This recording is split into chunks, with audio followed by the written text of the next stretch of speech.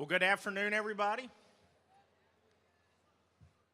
Hope everybody got to have a chance at their lunch. I hear we've got a lot of people here today and many coming in. My name is Mike Maples. I'm the Assistant Commissioner of the Department of State Health Services. I oversee the Mental Health and Substance Abuse Division of that agency, relatively new agency. We came to be in 2004. Previous to that, we had 3 separate agencies that dealt with health care and substance abuse and mental health. And so the tradition of this institute precedes even the development of this agency. So welcome. I appreciate everybody being here. I see a few people made it this time, and I appreciate that. Probably bigger than we've ever had before. We've appreciate that. Appreciate the confidence in our agenda and the ability to get people together and have conversations about mental health and substance abuse that I think are really, really important. These are certainly exciting times in healthcare. A lot of things going on at the national level, here in the state. We're going to try to highlight some of those. Certainly the Department of State Health Services is a part of this machine, not the only part of the machine, but it takes collaboration among many of you, many of the places that you represent, and others to address behavioral health issues in the state of Texas. Kind of lay out a few of these perspectives before we get to the others. Kind of a national context, and I'm very pleased that Pam Hyde is here from SAMHSA, because I'm going to steal a little bit from her thunder probably, but try not to too much. But on the national perspective, looking at out across the board what the national context of healthcare, and I think what SAMHSA penned is the good and modern recovery-based system of care, looking at prevention and early identification is the cornerstone of that. And certainly many of you and our partners from CADCA appreciate the role that prevention plays in healthcare. There's a strong tradition of prevention being a strong part of substance abuse intervention throughout the years, but certainly trying to bring that into how that is a part of our system for not only substance abuse and mental health, but also physical health as well. And having a recovery orientation, meaning and believing that people do recover from mental illness and substance abuse disorders, and identifying that there is hope, there is the ability to build resilience, and for people to recover. There is a pathway toward recovery that we can all play a part in. Integration of substance use and mental health is a cornerstone of that, is how do we treat the whole person, the whole health model of it not being a separation between the head and the rest of the body, but how do we bring in the health care of the whole person? Many issues that we've addressed between persons with behavioral health disorders, having a shorter lifespan than persons without, to address the issues of tobacco. More than 40% of the cigarettes sold in this country are to persons with a behavioral health disorder. All of those issues being of significant importance to us as we treat people and not just disorders. But then kind of bringing this down to how this plays its part is we developed here in Texas a new mission for how we were going to do this, how we were going to address behavioral health, and made a very simple vision that hope and resilience and recovery for everyone is our vision. That is the way we're going to take on our role in this part of the operation. Grounded in a public health model, addresses health system coordination, promotion, prevention, screening, and early identification is the cornerstone for how we see the future of behavioral health care here in Texas. And to that, our mission to improve the health and well-being in Texas by providing leadership and services that promote hope, build resilience, and foster that recovery. The Department of State Health Services has a role to play in that to help support the building of resilience in this state, promoting hope and fostering recovery so that everybody has a chance to succeed.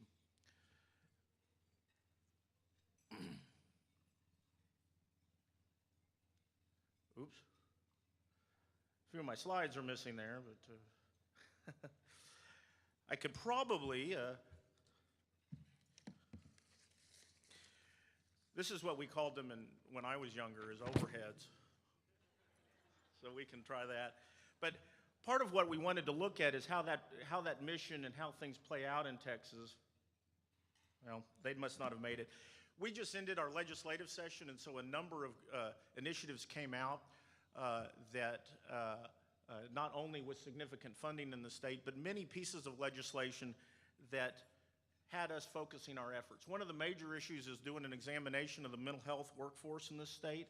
We know that with the looking at the future that we need to build a stronger and more robust healthcare provider network. But we also need to find a place and build on the experience of persons who've been through the system. How do we integrate peers or recovery coaches or mental health providers that have lived experience into our system and build up our workforce? Absolutely. So a piece of legislation has us examining that and what can we do to foster that.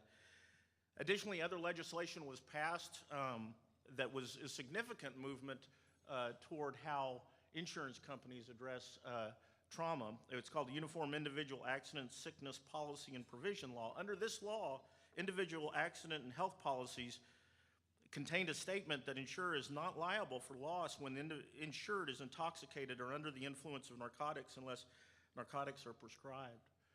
That was the way things were done. Now we've got legislation that coverage of those situations is now optional instead of required. So now we have the ability to incentivize and allow that if you're in the emergency room and that there isn't a risk of searching and looking at the reasons why you're in the ER, such as substance abuse issues that led to your trauma. Previously that was discouraged with this law. Now that there's the flexibility here, consumers can demand that their benefits include those. Also, significant resources going toward veterans' mental health. We had started that previously and had legislation continue for us here in Texas to work on coordinating, increasing volunteer coordinators, increasing access to peer coordinators and licensed professionals by our returning veterans, increase the capacity of our service members, veterans, and their families so that their needs are addressed, provide suicide prevention training, and continue trauma-informed care in the jails. Significant movement forward in supporting those individuals who have gone to defend this country. Additionally, we'll be focusing on at the department of better access to information and data related to the persons that are to the entities that provide services. So we'll now be able to put on our website, and we're directed to do so, provider information about how well and how successful our providers are at achieving their outcomes. So consumers and families will be able to look and see and make choices about their future behavioral health care by looking at and lining up what providers do best at and with what their needs are. So we'll be able to do provider profiling on our website soon.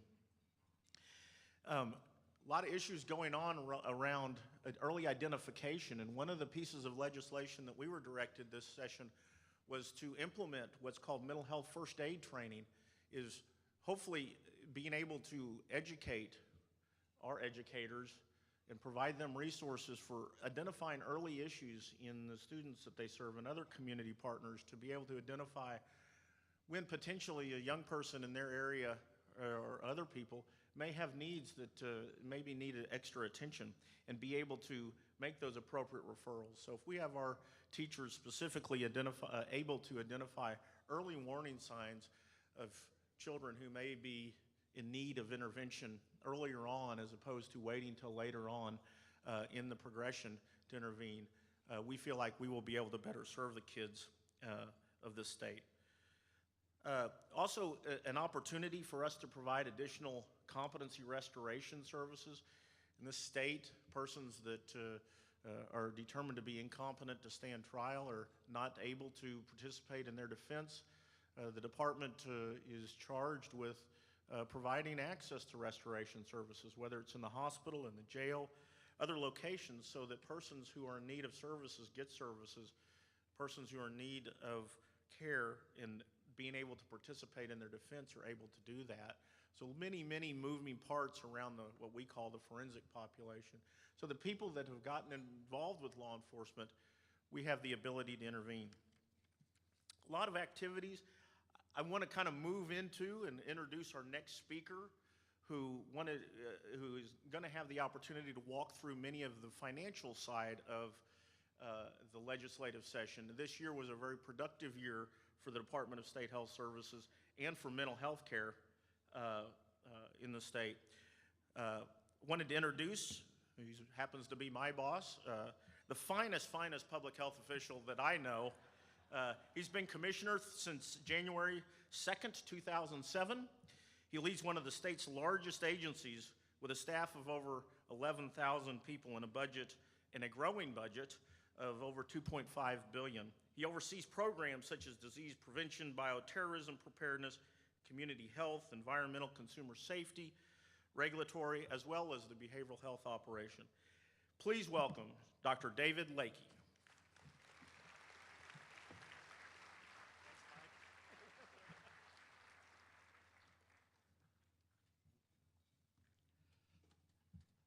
Good afternoon. Well, thank you. It really is a pleasure for me to be able to be here today, and this is a terrific crowd. This place is full, and I want to thank you for your dedication and taking the time out of what I know are extremely busy schedules to find time to be here today. I think this is really important, and so thank you. Thank you for being here. Thank you for sharing your ideas and helping us move forward in the state of Texas as we improve behavioral health services in Texas. I want to extend a special thanks, a welcome to our CADCA colleagues that are here today. General Dean, thank you for being here. It really is great that we could be able to do this together today. And I also want to thank our federal partners. We talk in public health about the public health enterprise, that it really takes federal, state, local folks working together to really make a difference. And so Pam Hyde, thank you for the work that you've done, and thank you for the commitment of SAMHSA to improve health throughout the United States. Thank you and welcome. It's great to have you here. And I also want to extend a welcome to all those individuals from the state of Texas, and start off by thanking you. Thanking you for the work that you do day in and day out to help us complete our mission to improve the health and well-being of all Texans. And thank you this last year for all the support as we went into this session, prepared for this session, made the case of why the issues that we know are so incredibly important needed to be addressed, and helped pave the way for our success this legislative session. I don't think there's been a more exciting time in health, and I would say in behavioral health right now in the state of Texas than the times that we're living in right now. We're not blind to the challenges that we face in the state of Texas. We're a very large state. We're a growing state. There's significant need. There's been historically the lack of the funds that we've needed to meet those needs. We have an aging infrastructure. I spent quite a bit of time during the legislative session describing our mental health hospital system and how it was developed 50 to 100 years ago and how it didn't quite match up with the needs that we see today. We have in our state a major challenge related to substance abuse. And again, as I testified to the legislature, I told them that I didn't think there was a bigger driver to the challenges we face in Texas than substance abuse. That if you were to calculate the total costs for juvenile justice, for Department of Public Safety, for Family Protective Services, for the things that we do related to public health, the infectious diseases, et cetera, I don't think there's a bigger driver than substance abuse for poor health and to budgetary challenges in the state of Texas. And I think the good news is that the legislature listened. They were committed to listening to us, letting us present our case. They allowed me to present it in a way that we hadn't been able to do before. And again, they listened, and I think they gave us the authority and some of the resources that we needed in order to address these issues. And so what I'd like to do is share with you some of the items that are coming out of this legislative session in the state of Texas, focused specifically on the budget. Somebody taught me a long time ago that budget drives policy, and I think it's true, that you can have great ideas and things you want to do, but if you don't have the resources, then you aren't really able to move forward. And so we were able to, this session, get policies that will help us move forward, but I think also the resources to help us move forward. And again, I'm going to present this at the kind of the 30,000-foot level of some of those things that are going, that we will be working on over the next several years. But want to, again, thank you and tell you that we're going to need your support if we really want to deliver on what we told the legislature we're going to deliver on. We've asked for the resources. We now need to be the good stewards of these resources and move forward in a way that we haven't moved forward before. And it's going to take all of us working together. And again, as we talk about the success, I do realize that it's not just our success, it's a success from the state. And so special thanks to the legislature, to those partners in academia, our advocates throughout the state that have been making the case of why these services are so incredibly important, the providers, and a special thanks to our staff at the Department of State Health Services. They always don't get the thanks that they need for the work that they put in order for us to make the case and deliver these services. And thank you. I want them to know how much I appreciate their hard work during this session. So let me explain why I think this is a very exciting time for us related to the budget. If I can change slides.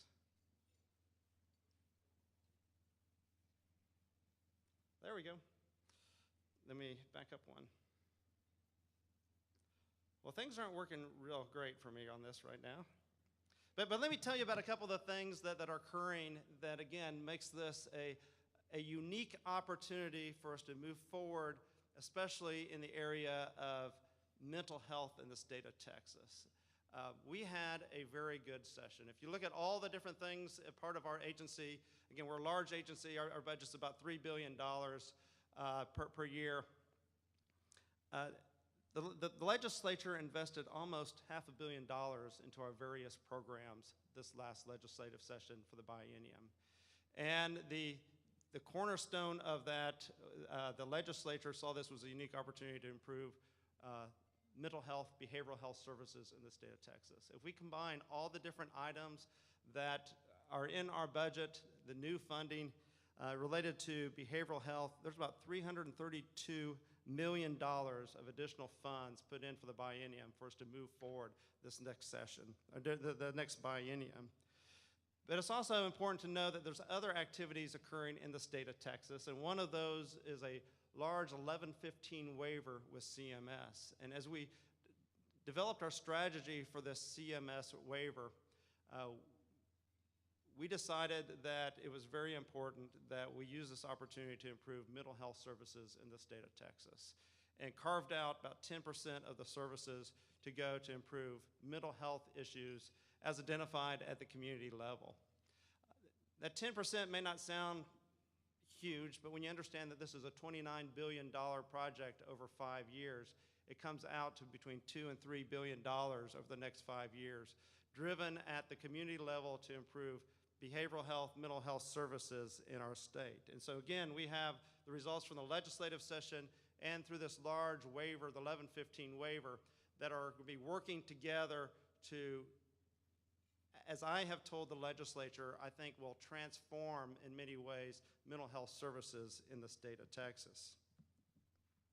Now, let me tell you, again, at a very high level, what these different parts of our plan are as we presented to the legislature. And I have to admit that some of these things were added as the session began. We saw a unique opportunity to get additional support as we were meeting with members of the legislature. As we had those discussions, it was very apparent to us that they wanted to do something, again, very different than previous legislative sessions.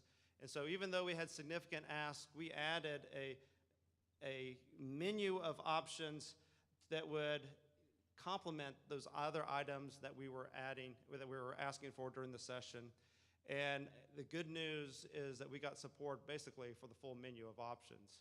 And we made the case, and it's unfortunate that there were very tragic things that occurred right before our legislative session started, and our hearts go out to the folks that suffered because of those challenges before the legislative session. But I think because of a variety of factors, it opened the door for us to make the case that we needed to improve dramatically mental health services in the state of Texas. And as a part of our menu of options, we said that we needed to address this challenge of stigma, that we needed to let folks know that the brain can be ill like any other organ part, and that we need to address this so people will get the services that they need. And so we were able to get funds to have an awareness campaign of about $1.6 million. Not all that we asked for, but I think will be a significant amount of money, especially as we partner with other entities to help address the stigma of mental illness in the state of Texas. We also noted that we needed to do better at reaching kids in the schools. And Mike noted there was legislation related to this, but the legislature provided $5 million to provide training, promote early identification and intervention for behavioral health issues. Again, looking at how can we help teachers and other individuals identify when kids needed to have some additional support. We were also able to take the next step in improving the crisis services in the state of Texas. Back in 2007, the legislature invested $82 million to develop a crisis system in the state of Texas. We were able to make the case that providing those crisis services kept individuals from ending up in the ERs, in the hospitals, in jails, and in 2007, they invested $82 million. The second step of that kind of got put on hold as we noted that we were bringing in a lot of individuals through those crisis services, and we needed to bolster up the other services in the state of Texas. And they invested during 2009 about $55 million. And so that second step of crisis services hadn't taken place. And so we asked to be able to do that over the next 2 years, and they invested $25 million to improve those crisis services, going out throughout communities in the state of Texas, short-term stay, other things that will decrease the demand on our hospital system in the state of Texas. But we also noted that the level of access wasn't what it needed to be in the state of Texas. As we started the session, we had put our full waiting list, everyone that we knew throughout the state of Texas that couldn't get into the system. We calculated what that number was, and we put it on the table, and we got it fully funded. Again, we took a little different strategy than we had in the past. We carried it versus our parent agency, Health and Human Services Commission, and we were able to get $48 million to address that waiting list. But we were also able to make the case that as we were doing these different interventions, the public awareness, the crisis services, that there would also be additional demand on our system that we could calculate and put a number on, and asked for $20 million to serve about 2,300 adults and 2,000 kids. And again, the legislature stood up and fully funded that item. We also made the case that even though in some places there weren't waiting lists, people weren't getting the level of services that they needed, that they may only be seeing a physician, a psychiatrist, but those other wraparound services that are really essential to keep individuals healthy weren't necessarily happening. And again, we're able to put a price tag on that to increase the level of services of those individuals. $23 million in the legislature put those dollars into our budget. A couple other items that were put into our budget resulted from a partnership with the Department of Family and Protective Services. They had noted that sometimes kids are so ill that the parents can't take care of them anymore, and the only way that they can get them into the services that they needed is that they have relinquished their parental authority. And so we decided we needed to work to see if there's a better solution, and we'll be doing a pilot program over the next 2 years, about $2 million. And so when families get to that position, we can hospitalize them in our facilities instead of having them having them have to go to the Department of Family Protective Services. All right. Okay. A couple of the other items that we'll be working on over the next couple of years, we'll be expanding some long-term inpatient care at the Harris County Psychiatric Center. We'll be working on jail diversion, again, have the funds put in for us to be able to keep individuals from ending up in the jails and to do some competency restoration in the jails. Now, one of the other items that, as soon as I can, yeah, there we go. One of the other items that we talked about during the session is that if you're living on the street and you're mentally ill, or if you're living on the street and you're using drugs, it's really hard to take your medicines. That there is this issue of the homelessness that's intertwined with mental illness, and that we need to do a better job at providing that housing support for individuals. The legislature invested $12 million for new housing supports, and I'll flip through the next couple of slides very quickly, but basically we were able to show them the data which I just discussed, that if you're living on the street, your chances of hitting our system are significantly higher than if you have some type of housing option.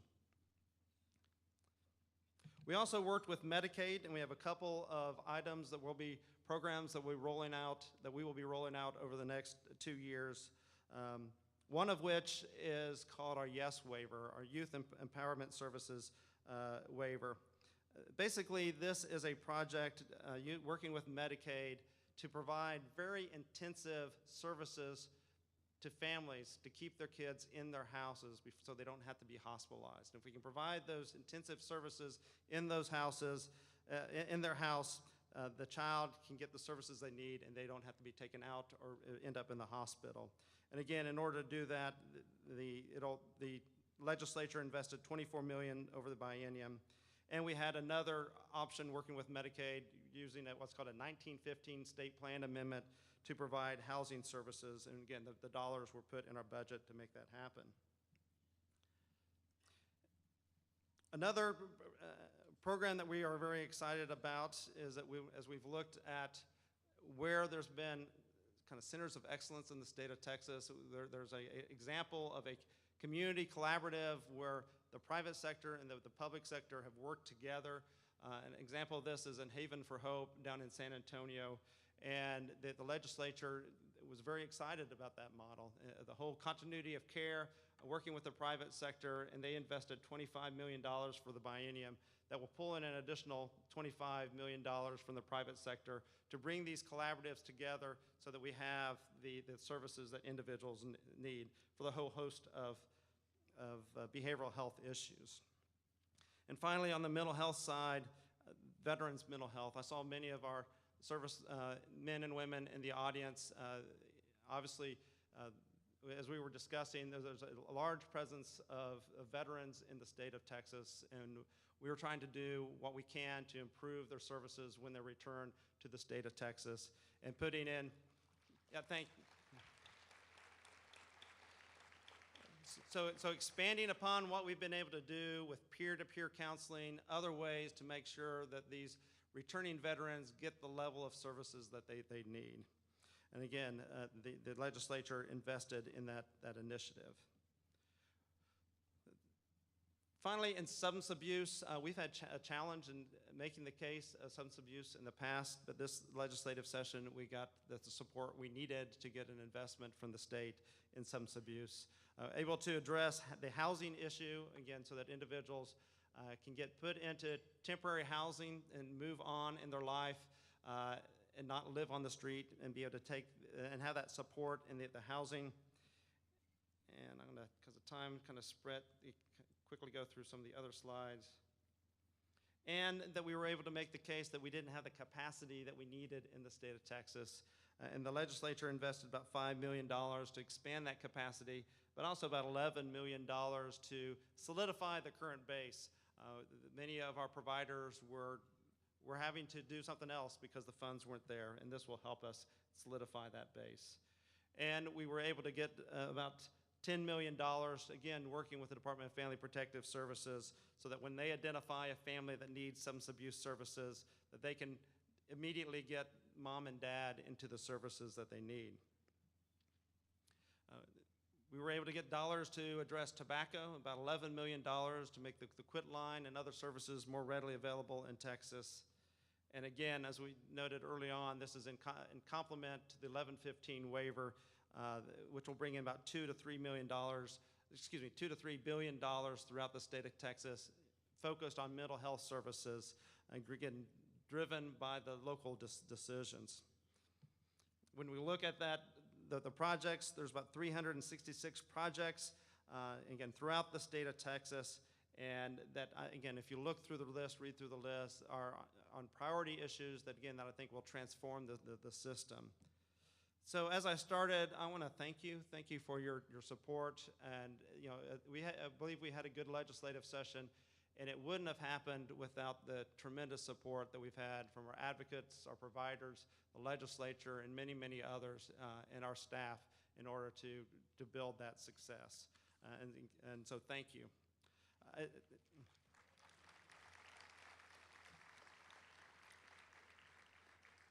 So now it's my privilege to introduce Major General Arthur T. Dean. General Dean became the chairman and CEO of CADCA in August of 1998. His responsibilities as chairman and CEO include providing strategic direction, diversifying and increasing funding, leading the board and being the primary spokesman for the organization, and overseeing the operations and personnel of the organization. Before joining CADCA, he spent 31 years in the United States Army. He retired in August of 1998 at the grade of Major General. General Dean possesses numerous awards, with the highest being 2 awards of the United States Army's Distinguished Service Medal. General Dean currently serves as chairman of the Multi-Jurisdictional Counter-Drug Task Force Training Advisory Committee, and is a member of Washington, D.C. and State of New Jersey's Prevention Councils. And so, again, it's a tremendous pleasure to introduce General Dean. Thank you.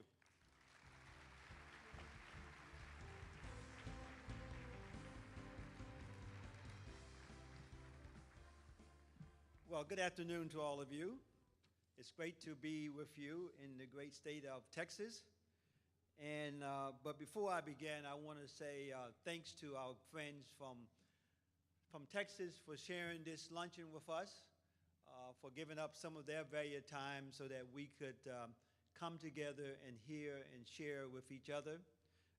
For those of you in the audience, you just relax. We're going to finish up here pretty quickly, but all courses will start after this is over, so you won't miss any training this afternoon, so don't be concerned about that, okay? I'm excited to be here, to have great friends like the Administrator of SAMHSA, Pam Hyde, who I'll introduce later, Dr. Pennie Foster-Fishman, who is a social expert that we're going to introduce as well later. But before I do, I have to do a couple of things I think that are important, and please bear with me, because we at CADCA, being a private, for our international friends, you would call us a private non-governmental organization. In the U.S., you would say that we are a private association. So sponsors are important to us. And you can see on the slides that we have wonderful sponsors this year. And if you would be kind enough to help me thank them so we could bring this training institute to you.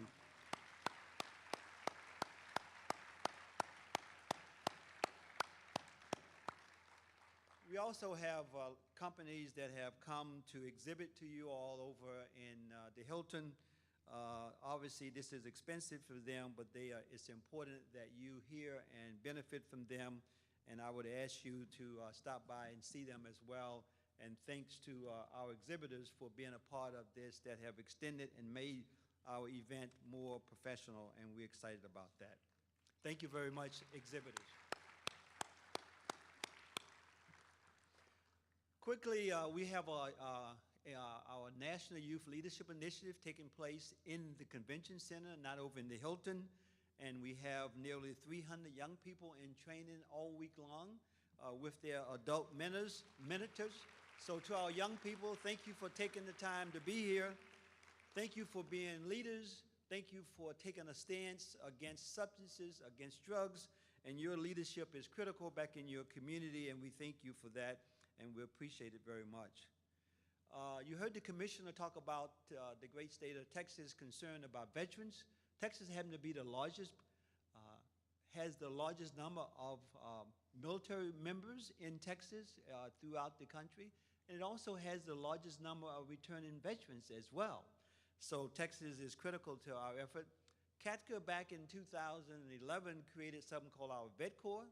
We have several Vet Corps members in the great state of Texas, and basically what we're doing quickly is, and we have over 40 people here in training this week for that, we have asked the Corporation for National and Community Services, a part of the White House, to give us 100 positions. They are AmeriCorps positions and VISTA positions.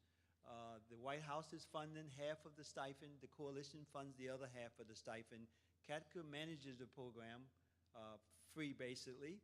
And that service member, and all of them that we recruited so far have been former service members or either spouses.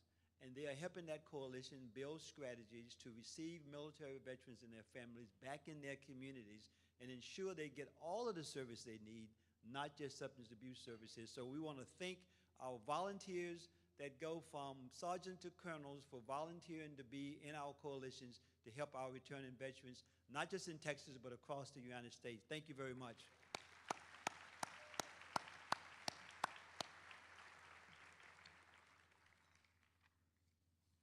Our movement has gone global. Back in 2005, I think we applied for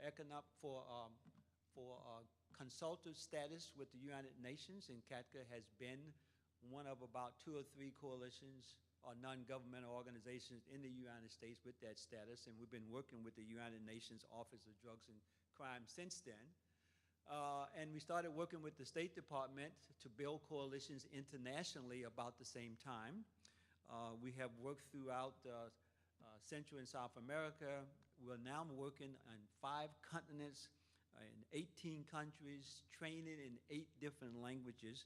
And I want to take just a moment to tell you that we have a very senior delegation from the country of Mexico here. Their drug czar is here as well. And we have some 40 additional international people here from 15 countries. So let's applaud our international friends, please.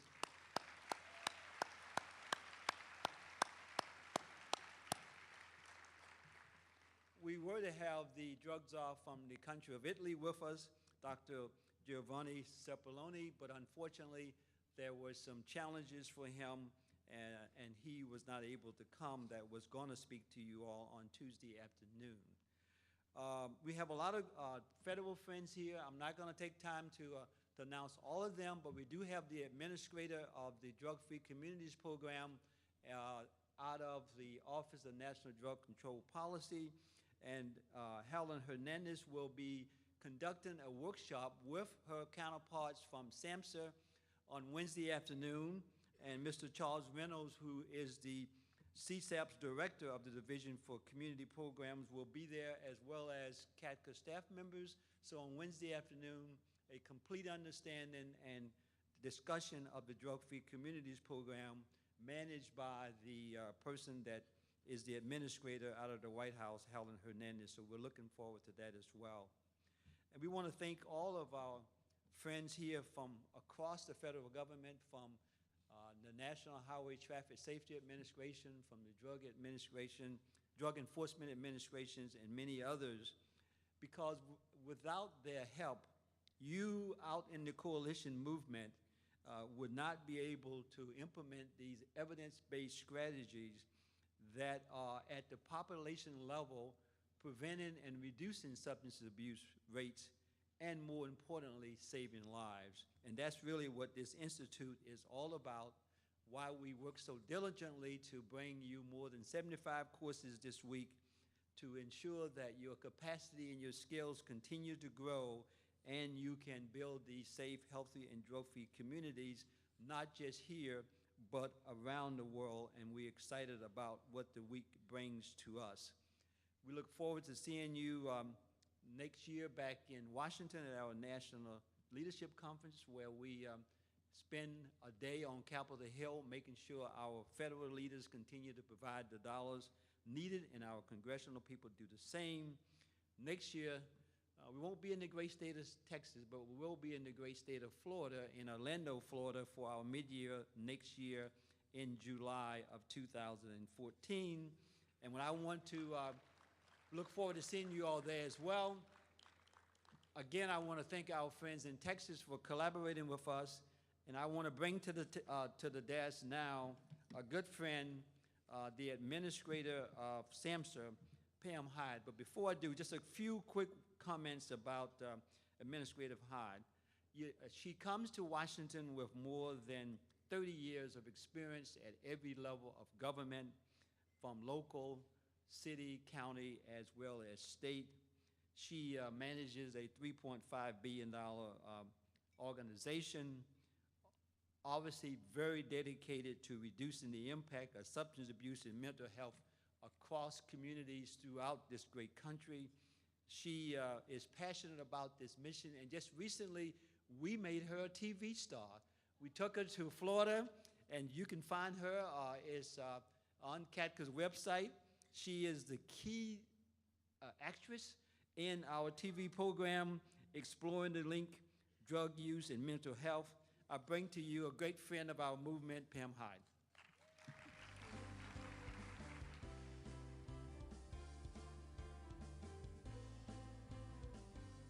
Good afternoon. It is great to be in Texas. I'm really pleased to be here. And David and Mike, I have to tell you, I actually got to eat Texas last night. I got in and the hotel had given me a little chocolate bar in the shape of Texas. So I immediately ate it, and Texas tastes pretty good.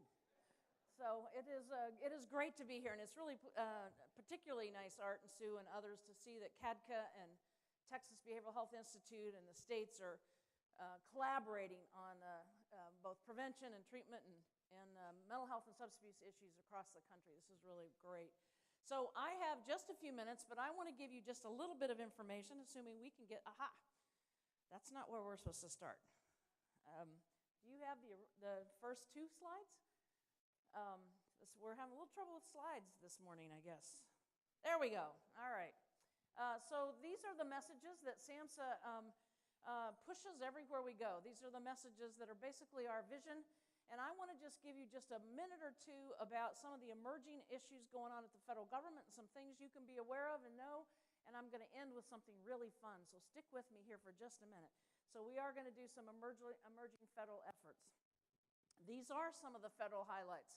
I'm going to talk just briefly about prescription drug abuse, what's going on about that, a little bit about opioid overdose, some work that's going on in mental health and getting that issue talked about all over the country, some suicide prevention efforts, and I want to end with some underage drinking issues. Now, prescription drug abuse, I don't have to tell a lot of you this issues, but there are continuing issues around prescription drug abuse. These data up here on the slide right now are from SAMHSA's 2011, what we call our NISDA. It's our major surveillance data. We're about to release with our recovery month in September, our 2012 data. So basically what this tells you is that we have lots of people every year who are starting the abuse and misuse of prescription drugs, non-medical use of prescription drugs. And we know that over-the-counter medication use are among the top substances that are abused by 12th graders. So young people are unfortunately doing this. We also know that from a CDC or a released report just recently that the amount of drug abuse, prescription drug abuse among women is really increasing, especially the death and injury rate about that. So about 48,000 women die of prescription painkiller overdoses between 1999 and 2010, and those death rates have gone up close to 5 times over the last 10 years. So this is something we really are concerned about. The prescription drug abuse deaths among women are almost at the same levels of men at this point. This is not a good thing for those of us as women. We also know, frankly, that a lot of the young people who take prescription drug abuse or who abuse prescription drugs get them from family members or from the medicine cabinet or from a friend for free. And this is an issue also in terms of identifying and helping people understand that there are, in fact, ways to prevent that access from happening. So we're doing a lot of management issues around prescription drug abuse, prescriber training. We're doing some new work around prescription drug monitoring programs, trying to make sure that states' programs can talk to each other across state lines and that they, frankly, can also talk to each other electronically with their electronic health records in their state. So we're doing those efforts, and we just actually have released about 15 new grants to help opioid treatment programs develop the ability to do electronic health record, what we call interoperability, so that one electronic health record can talk to another. This is a major effort for prescription drug abuse efforts. We also have been working with the Surgeon General to do a prescription drug abuse call to action about young people. Unfortunately, our Surgeon General is leaving, and we're getting a new Surgeon General. So all that means, we're really sorry to see her go, but we're looking forward to the new one. That means this may be delayed for just a little while we get through that transition, but nevertheless, we are working on that. We also are working on overdose prevention among opioids. So I want to talk to you just a little bit about that because we have a toolkit coming. We have an overdose prevention toolkit that we've been working on both within SAMHSA, within our larger department of HHS, and with the White House Office of National Drug Control Policy. This content is for both providers and patients. It's about do's and don'ts about how to do this prescription or this overdose prevention. It's recognizing the signs of overdose, to do some rescue breathing, and to use naloxone, how it works and how to administer it to prevent death from overdose of opioid overdose. So that toolkit is coming. Watch for that. It'll be out soon. We've also been working on something also with our Surgeon General called the National Strategy for Suicide Prevention. A couple of years ago, in 2010, gosh, almost 3 years ago now, our Secretary Sebelius, and Secretary Gates at the time, who was the Department of Defense Secretary, called together a National Action Alliance for Suicide Prevention. As part of that process, over the next couple of years, there was a National Suicide Prevention Strategy that was released, and last September, on Suicide Prevention Week, we released it with the Surgeon General, the Secretary, the Veterans Administration, some private sector partners, and others. And that strategy is now in the process of being implemented. So we're doing some putting of prevention into healthcare reform. So for example, we actually now have some screening, not just for depression. That's important to do. But once you screen for depression, you have to go ahead and do the suicide screening. So we actually have that now in one of the Medicare programs. It's really important because older individuals have an even higher rate of suicide than younger individuals do. We're looking at how to transfer healthcare systems. So for example, people who have one suicide attempt and end up in an emergency room or an inpatient setting because of that, once they leave, they have a much higher statistical likelihood of dying by suicide. So we're trying to do health reform to try to get that follow-up care to happen in a way that we can prevent those deaths. We're trying to work on improving clinical workforce preparedness around suicide and recognizing that, frankly, death by suicide should be a never event. We should never have that happen, and that is, in fact, the goal. So trying to get the healthcare workforce to be aware of that is important. We're also trying to change the messaging around suicide prevention to try to make sure that the message in the country around suicide prevention is the right message that will have young people as well as middle-aged and older people understand the signs and symptoms and know what to do about it. So we're also trying to increase the data about this issue and just promote the research about it and engage faith communities, because frankly there's a lot of people who go to their pastor, their youth minister, and others before they will go to their behavioral health provider for feelings of suicide or suicidality. So we're working on all of those issues, so watch them as they come. Anybody know about health reform? Anybody heard about that issue? I know in some states you talk about it more than others, but nevertheless, it's coming. It has already come. There's a lot of things going on in health reform that has already happened that's very good for our field. Young people up to the age of 26 can stay on their parents' insurance. Young people can't be refused insurance policies because they have mental health or substance abuse issues. There's a lot of good things that have already happened. But what I want to tell you is that coming January 1st, 2014, people can sign up for insurance coverage, and that plus the combination of the MAPIA, which we call the parity rule or parity law, the combination is going to provide about 62 million Americans with increased access to behavioral health coverage, so coverage for mental health and substance abuse issues. This is incredible, 62 million people. And of those 62 million people, we think that about 11 million of those individuals are going to have mental health and substance abuse issues. So it's really critical that people know how to sign up. There's a new website, healthcare.gov. That website has actually been up for a while, but it has been transformed. As of about the 1st of July, it has been transformed into the place you can actually go and begin to sign up. You can go on there right now, mess around, see what's going on, see how you might be able to sign up for coverage come October 1. But you can go on there now, put your name in, get your material set up. It's kind of like shopping. It's like shopping for insurance. So the same way you might go onto Zappos and shop for shoes, you can go on here and shop for insurance. Becoming on October, right now you can go on there and sort of surf it a little bit. On October 1st, you're actually going to be able to sign up for coverage. Even in states that haven't decided to do Medicaid expansion, there are still opportunities. So we want to have everybody go on and take a look. There's actually a Spanish version of this, if that is a better language for you, so you can go on there and look at that. There's actually a phone number. There's a call center that's available all over the country. Here's the phone number. There's TTY phone number here as well. There's hundreds of languages. I think there are about 150 different languages that they can help people in.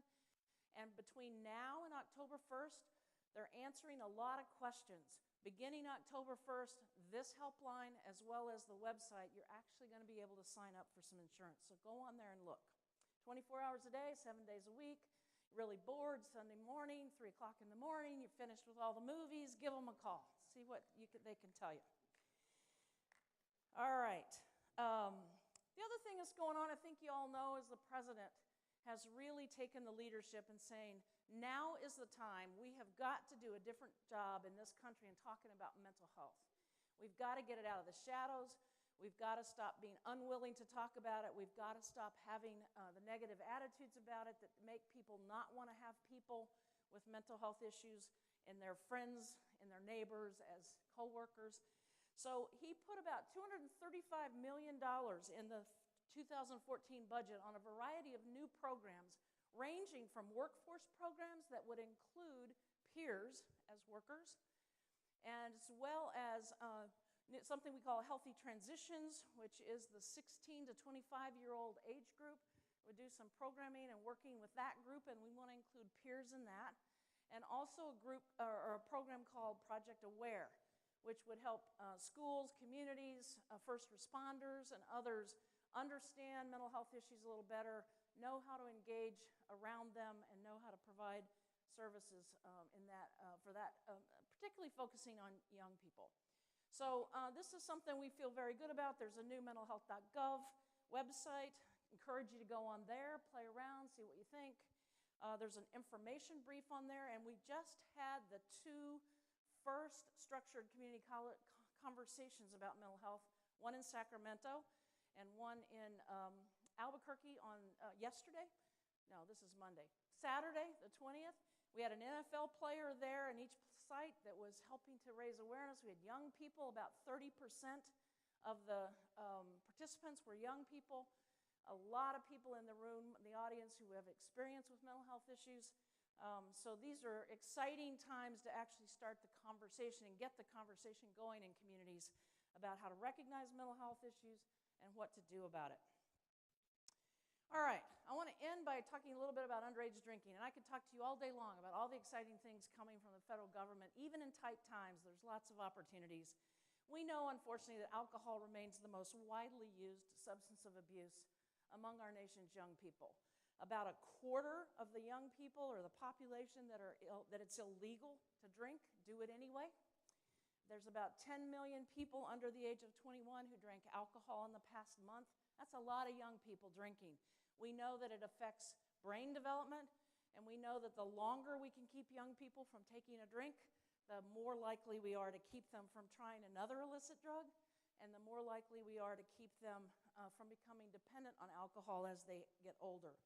So I have something just to end with to show you about. It's a new PSA, a new campaign we have called Talk, They Hear You. This is really targeted to parents, but I think the young people in the audience will appreciate it too. The young people we talked to said to us, you know, we really do listen to our parents. They don't think we do, but we really do. And they're the most important voice for us. So I want to show you this. This is one of the many PSAs that we have that are going on around the country. We're trying to get people to focus, the parents, to talk to their young people as early as 9 years old. Because we know that sort of under age 9, kids kind of think alcohol's for adults. Once they start to get about 9, 10, 11, 12, they kind of start thinking it might be for them. And we know that's not a good thing for our young people. So we're focusing this on parents, and I want to stop here and show you the PSA. If the folks in the back will help me, and then I'm going to show you something else. But let's see the PSA first. Oh, hey, bud. Oh. Where are you headed? Just gonna hang out.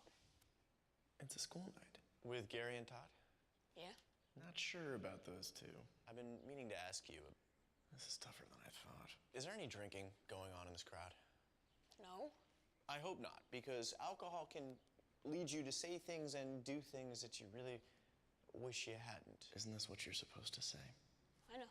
So if any of your buddies ever pressure you to take a drink, just tell them you promised your dad you wouldn't. I'd do anything to keep you safe. Okay, I will.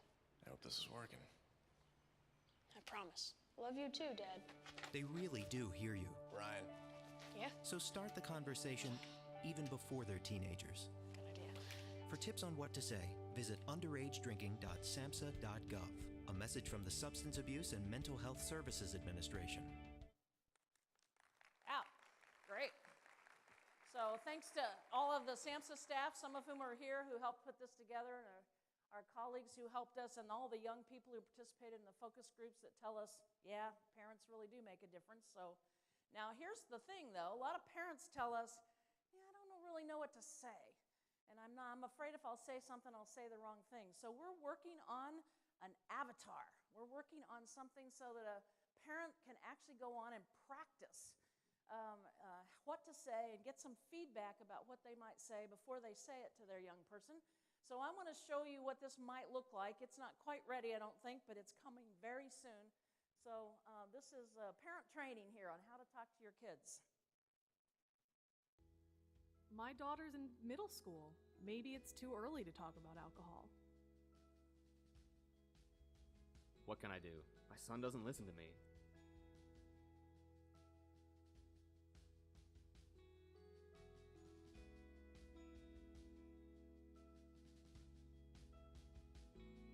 So, how was the party last night? Why? Am I in trouble?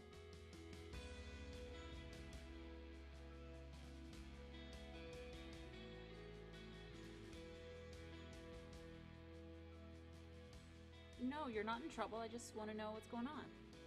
Well, Brandon's mom was there. It was totally legit.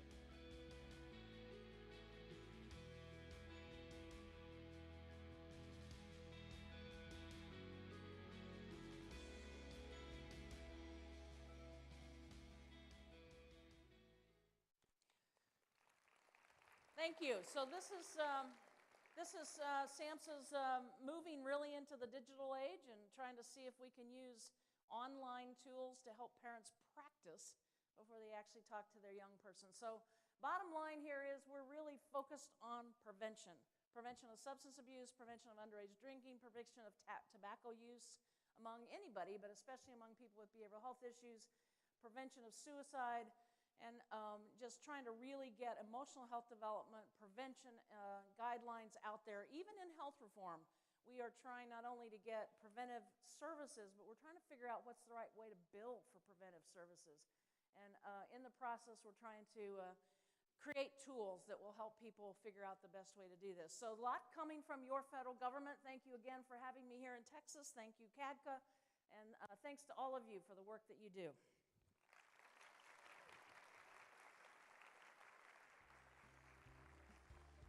You bet.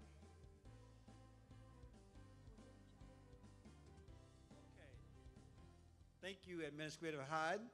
I ask that you hang in there with us now. We have one final presenter going to bring some very exciting information to you, and we're not going to start the classes until she is finished, so just please hang in there with us. Just a couple quick points, and then I'll bring up Dr. Pennie Foster-Fishman up. A couple things that came to mind as Administrator Hyde was talking. And you may know this, you may not know this, but across our great land, there are, on average, 22 military suicides a day. That's a lot. So you know why we all are concerned about that and why we're all working diligently on this issue of suicides.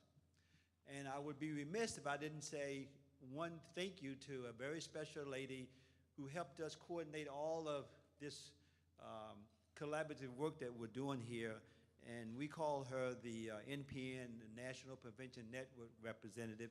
She has a long title here in the state, and that is Esther Betts. Esther, thank you so much for all the work you did to help us make this happen. Now I'd like to bring up our last speaker, who is going to give you some information concerning how you can take your big ideas and use social media to implement them. Quickly, Dr. Pennie Foster-Fishman is a professor in the Department of Psychology and also is a senior outreach fellow in the University Outreach and Engagement at Michigan State University. Pennie has more than 20 years doing this work. She is a national expert in organizational and community change. She's been a consultant, she is a researcher, and she's an evaluator. Most of you know that your evaluators of your work know more about your work than you do sometimes. She is CADCA's evaluator in that she evaluates annually our National Institute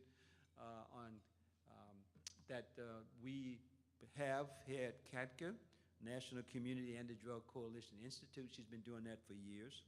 She has recently, at the behest of the State Department, evaluated our international work that we did in Peru, where we built more than 60 coalitions. It is our pleasure to have her come share with you ideas that you might be able to use from a social media perspective to implement your big ideas when you return to your communities. Please, Pennie.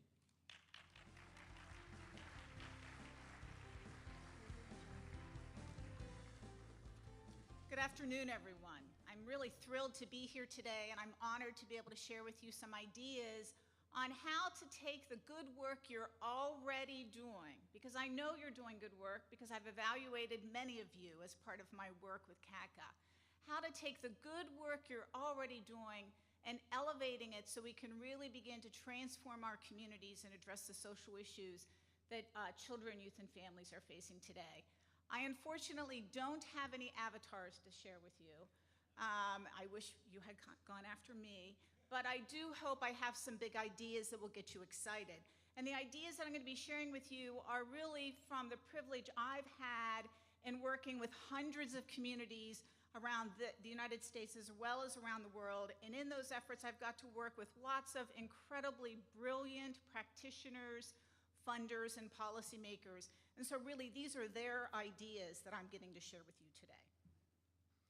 So one of the things that I want to make sure we're all aware of is that the problems that we're facing today really require a new approach, and that there's emerging evidence that how we've been approaching the problems in our society today as well as around the world are really not as effective as we need them to be. We've made good strides and we're doing good things, but we might need to start to think a little bit differently about the work that we're doing.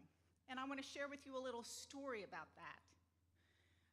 there was a study that was done by all the major foundations in the United States who had over the past 20 years invested about $10 billion in trying to transform communities and really address significant social issues. And what they discovered as a result of that investment was this. They had started to grow communities, they had started to build capacities, they'd started to create relationships, build leaders, make some neighborhoods have stronger social capital. But when you actually looked at the social problems that we care about, poverty, substance abuse, mental health, school performance, school readiness, etc., what did we find? Nothing had really shifted. And it really paused and caused those foundations and those sort of thinkers about community change to ask the critical question, why is that? Why is it that we're investing good resources into communities with good people who care a lot and work hard, but we're not yet creating the kind of transformational change we would expect with smart people using dollars in good ways? And why is that? And what we're starting to realize, it's because of how we've been thinking about the problems we're targeting. And that thinking comes from how we've been trained to think about them, okay? And how we've been trained to think about social problems is we've been trained to think about them as simple problems, very similar to some medical problems like a virus. You have a virus, you get a vaccine, that vaccine works for everybody, and so let's just spread that vaccine to take care of the problem.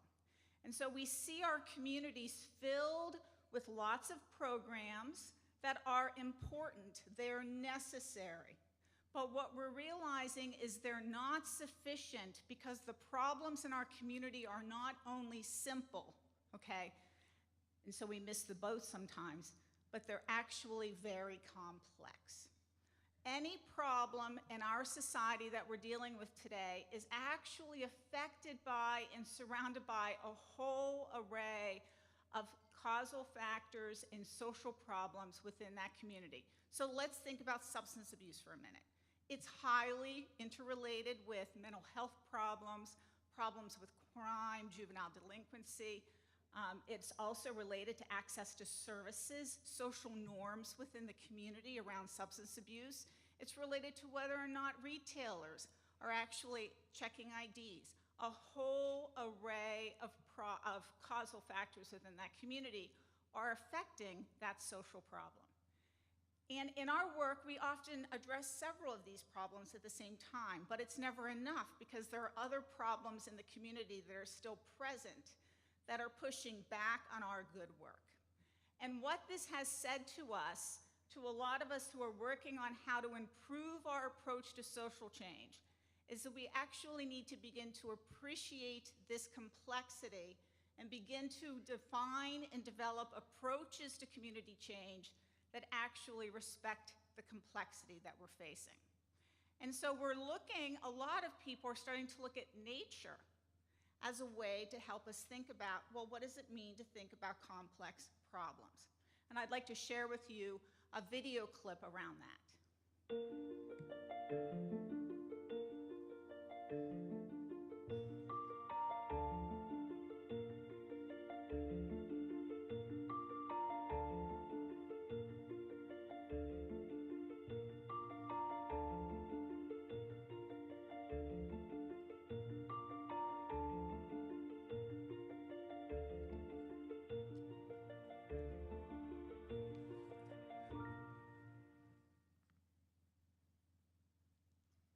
So, what I'm challenging us to do today, and I'm going to sort of teach you some tricks on how to do this, is to take your good collective work, your smart efforts of what you're already doing and you're going to learn more about how to do this week, and start to swarm for social change, because that's what we just watched, was we watched some swarming, okay?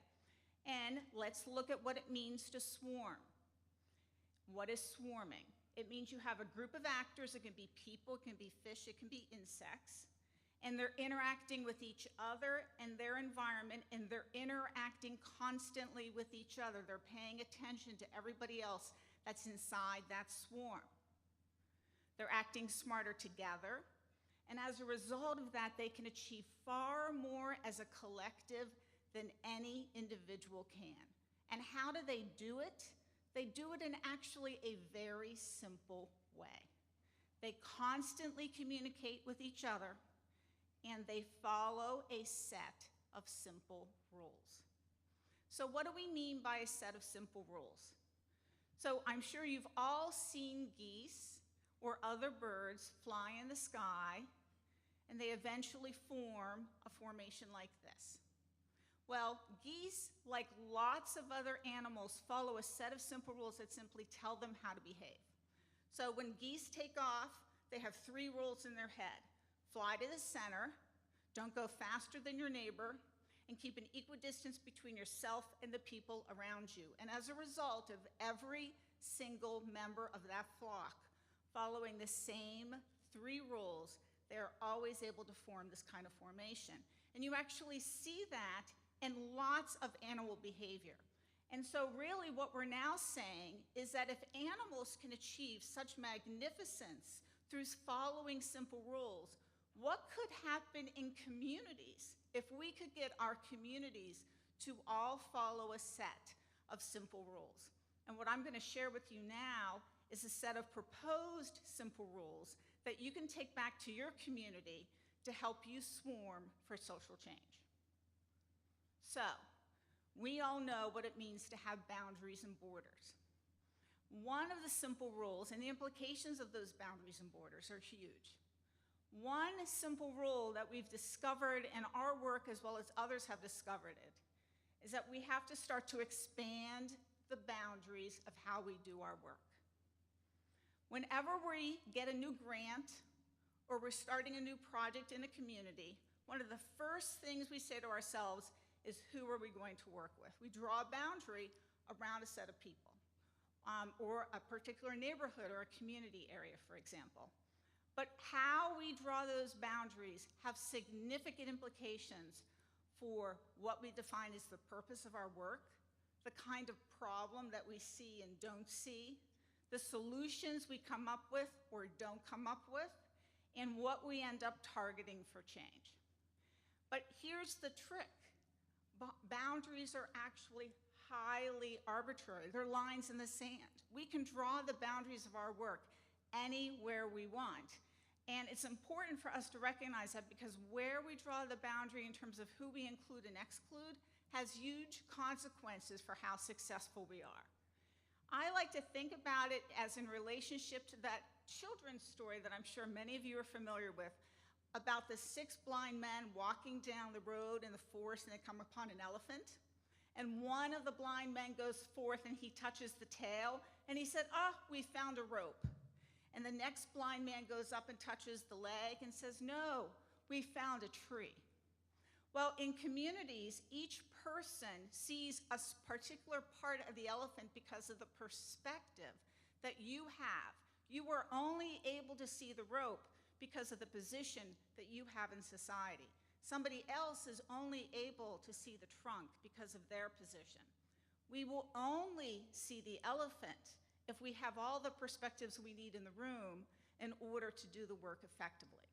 And so some of you are already doing that effectively, and in fact, this room, I think, captures very well how CADCA and this movement really embrace the idea of diverse perspectives, because we have youth, we have people from different sectors of society in this room, and I think that's really great. But there's a couple of other things I might suggest. One is that we often include the people in leadership positions in our community coalitions, and what we're beginning to see is that by beginning to include the people in the trenches who are actually doing the direct service provision work, we can be highly effective in moving the work forward, because they're there seeing what's really happening. We all are trying to involve youth in new and important ways. And what we're beginning to realize is that no solution should be designed for youth without youth themselves helping to design that solution. And and I want to applaud the work that we heard from SAMHSA in terms of how they used youth focus groups in designing the information that they're putting up on the web, for example, as an example to that. But it's not just who we bring in the room, but it's also how we think about our problems. In the world of substance abuse, we've historically drawn the boundary around substance abuse as the way that we think about our problem. But there's new emerging information in the field of public health that says social issues are highly interrelated with each other. Substance abuse and mental health, violence sometimes also highly interrelated.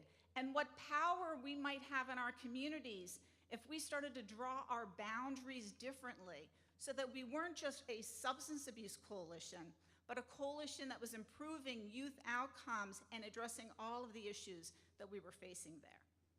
So, simple rule number 1, expand your boundaries.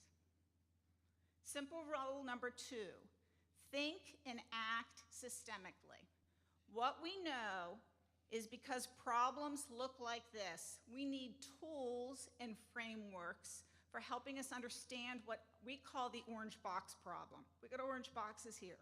We have to be able to see them, we have to be able to understand them, and how do we do that? Well, those orange boxes are not really the visible symptoms in the community, but they're really those deep structure parts that you'll learn how to identify, or may already know how to identify, using your root cause analysis tools that you're trained in by CADCA. What we try to say to communities in the work that we've done, and we have found others do as well, is that you need to be constantly paying attention to those orange boxes. You need to be asking yourself, what are the mindsets around the problems that we're interested in? Are the services we're putting out there culturally competent, accessible, of quality? What are the connections like? Are people sharing information and referrals and working together in the way they need to? What are the regulations, both the formal and the informal policies and procedures, incentives and disincentives in place to motivate behavior? What resources are in place to support the work? Not just money, but human capital and human capacity too. And who has power and decision-making authority? And how does that really get played out in this community system?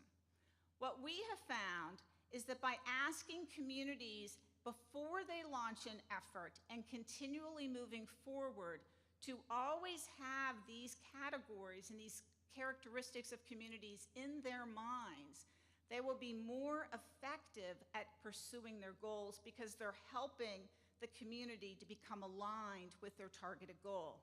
Too often we change one piece of this, but the power of the community to maintain the status quo is so strong that it will wash out the effect of that in time, and you'll be back to your regular sort of standard way of operating. To me, it's like bringing a baby home from the hospital. I know some of you are too young to have brought home a baby yet, but for those of you who have, remember how much you had to shift your day-to-day life when you brought home that baby from the hospital, particularly that first baby. And for me, communities have to realize that is what it's like to implement and launch in a community a new program or a new initiative. It's a new baby. And unless the system, the surrounding community, shifts how it operates day to day, that new community and that pursuit of that change goal isn't going to thrive. So we want and need communities to make changing the system and thinking about those orange boxes their priority. And one way to do that is to make your meeting agendas about those orange boxes. So when we work in communities, and you're seeing this also, for example, in the collective impact movement as well, it is not just about the strategies that you're doing, but also about the extent to which you're aligning your community around the goals of the change initiative. Okay, rule number 3, pursue effective implementation. Too much, we spend a lot of time planning and very little time thinking about how we're actually going to implement what we've put in place.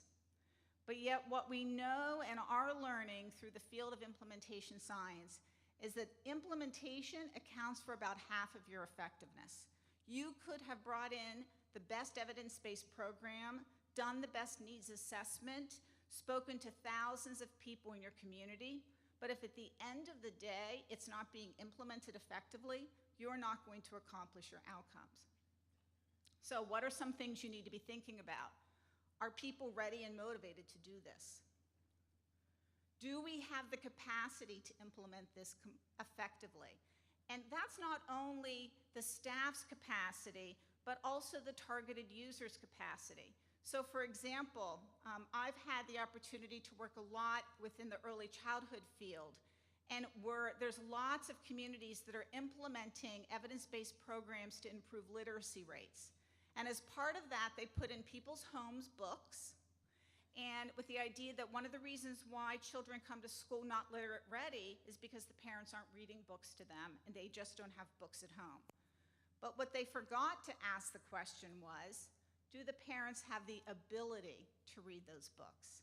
And in a lot of American communities, we don't have the literacy rates we need in order for the adults to read to their children. So we have to think about capacity as well. Diffusion. Do people know what's going on? I can't tell you the number of communities where I've done evaluations, where I interview targeted users or staff members about an initiative that's been going on for 3 years and nobody knows about it because we're not so good at getting the word out. And finally, alignment. What can we do to align the community to work that we need to do? And we need to think about implementation across lots of layers of our society. Simple rule number 4, adapt and learn in real time. I want your community to become a world-class soccer team. What do we know from world-class soccer teams? Every player knows their role. They have a playbook with lots of strategies for getting them on the field. But they know the minute they get on that field, they're going to have to adapt to where the other team kicks the soccer ball because you know why? They can't predict that.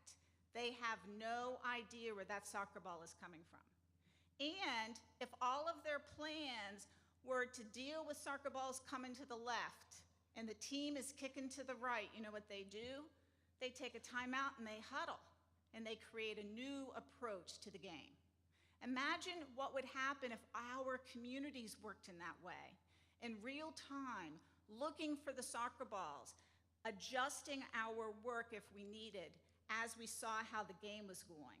And we need to do that because we think our work is like this, guys. We think our work is a straight arrow with our communities, and in reality, community change is more like this. And so we need to, in our community, to create structures that will help our communities be those world-class soccer teams. And so we need to look at how we're meeting and working together so that we can be more adaptive. Too often when I work in communities, I find that coalitions are most proud of the fact of the number of people they have at the table. And they'll say things like, we have 75 people who come to the monthly meeting.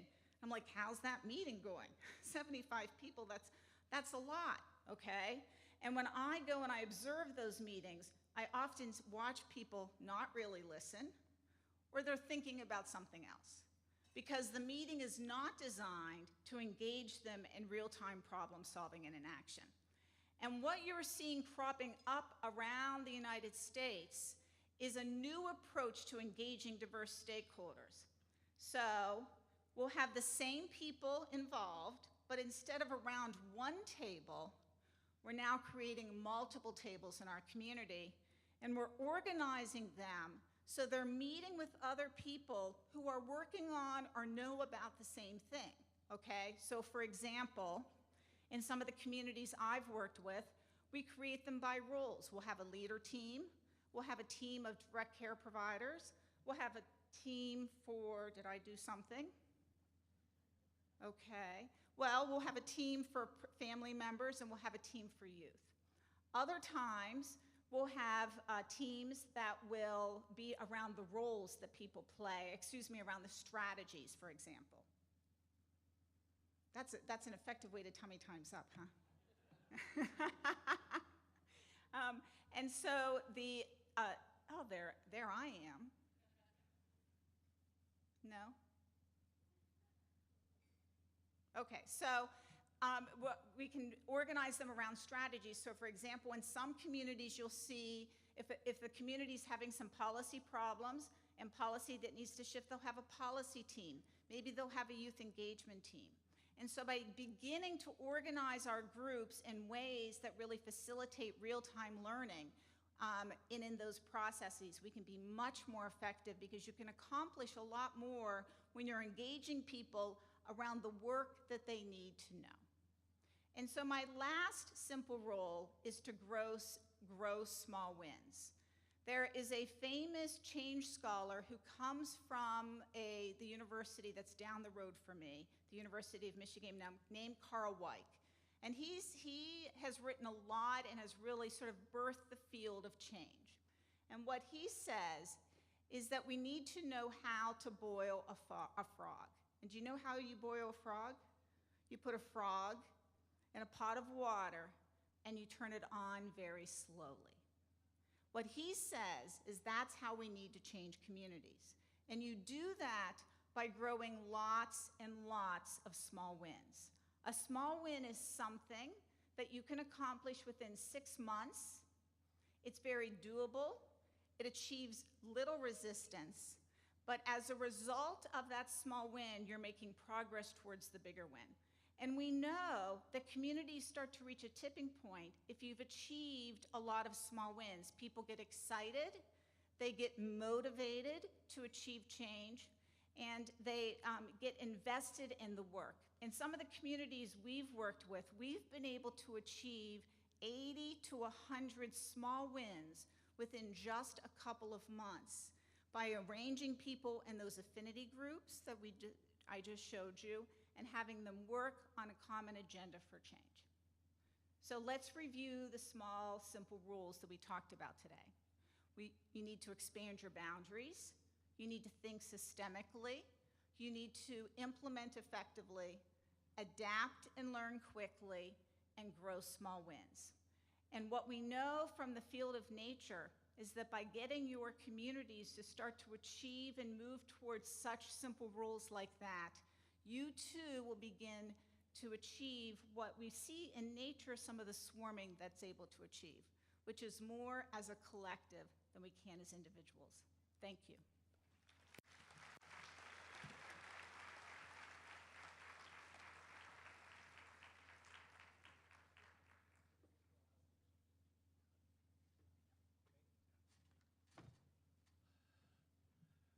Thank you again, Dr. Foster-Fishman, for that informative presentation. We want to give her another round of applause, please. Okay, ladies and gentlemen, the luncheon program is now concluded. CADCA attendees, you can return to the Hilton for your afternoon sessions. DSHS, I think they will start around 2 o'clock. DSHS attendees, the afternoon sessions will start out the door to the right. We hope you all enjoy the workshops this week from CADCA and DSHS. And don't forget, Institute attendees to drop off your certification cards out the door. And thank you for what you've done today, and you're now adjourned.